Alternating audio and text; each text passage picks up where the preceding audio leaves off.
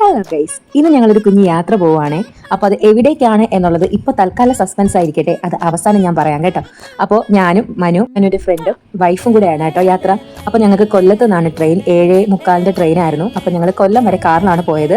ഞങ്ങൾ വളരെ താമസിച്ചാണ് കേട്ടോ വീട്ടിൽ നിന്ന് ഇറങ്ങിയത്. കാരണം എല്ലായിടത്തും ഞങ്ങൾ വളരെ കൃത്യസമയത്ത് പോകുന്ന ആൾക്കാരായതുകൊണ്ട് ഞങ്ങൾ ഇവിടെയും ആ ഒരു സ്വഭാവം പാലിച്ചിട്ടുണ്ട് കേട്ടോ. ഞങ്ങൾക്ക് ഡൗട്ടായിരുന്നു ട്രെയിൻ കിട്ടുമെന്ന്. അപ്പോൾ ട്രെയിൻ എന്ന് പറയുന്നത് ഒരു 7:40 ആയപ്പോൾ എത്തി. ഞങ്ങൾ 7:40 ഗൈസ് കൊല്ലം റെയിൽവേ സ്റ്റേഷനിൽ എത്തിയത്.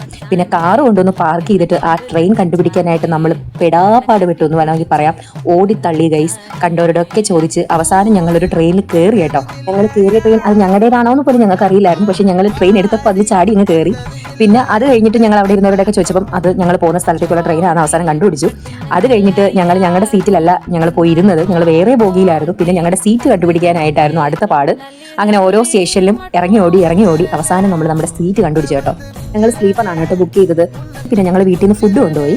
അങ്ങനെ നമ്മൾ 4 പേരും കൂടി ഇരുന്ന് ഫുഡ് കഴിച്ചു. ഞാൻ എൻ്റെ ലൈഫിൽ ഒരു തവണ മാത്രമേ ട്രെയിനിൽ കയറിയിട്ടുള്ളൂ. അതൊരു 10 വർഷത്തിന് മുന്നെയാണ്. അപ്പോൾ അത് കഴിഞ്ഞ് ഇപ്പോഴാണ് കയറുന്നത്. അതുകൊണ്ട് എനിക്ക് ട്രെയിനിൻ്റെ ABCD ഒന്നും അറിയത്തില്ല.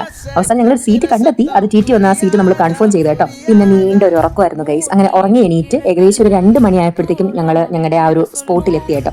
അപ്പം നമ്മൾ നമ്മുടെ ഡെസ്റ്റിനേഷനിൽ എത്തിച്ചേർന്നു. നമ്മൾ എവിടെയാണ് എത്തിയത്? ഗുരുവായൂരാണ് കേട്ടോ വന്നത്. ഞങ്ങൾ 4 പേരും കൂടെ ഒരുപാട് നാളുകൊണ്ട് പ്ലാൻ ചെയ്യുന്ന ഒരു ട്രിപ്പാണ് ഇത്. അത് ഇന്നാണ് അതിനൊരു അവസരം കിട്ടിയത്.